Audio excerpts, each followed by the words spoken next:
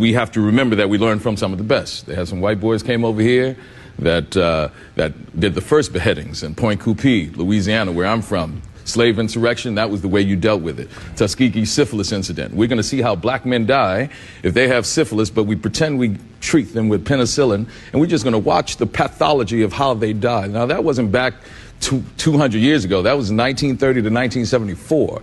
We're talking about giving these wonderful blankets to the Native Americans infected with smallpox as they walked on that trail of tears just to see how they die and to eliminate their population so we can take all of that land. So the violence that is in America has come from a very learned position that was brought here by some Caucasian folks. They don't love us.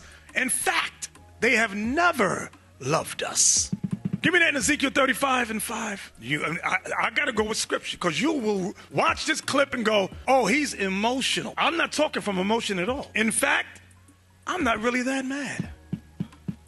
Read that. The book of Ezekiel chapter 35 and verse 5. Because thou hast had a perpetual hatred. God said they have had a perpetual hatred. I always say, check the history in the past 500 years. Go back to 1441. You ain't got to go back to Jacob and Esau. Go back to 1441 and just check to see the love white people have had towards us. Read. Because thou hast had a perpetual hatred, and hast shed the blood of the children of Israel by the force of the sword in the time of their calamity, in the time that their iniquity had an end. Even when our iniquity had an end, they said, okay, let's free the slaves. Take the yokes of iron off. You know what we got? We can't let them get too far off the ranch. Give them Jim Crow.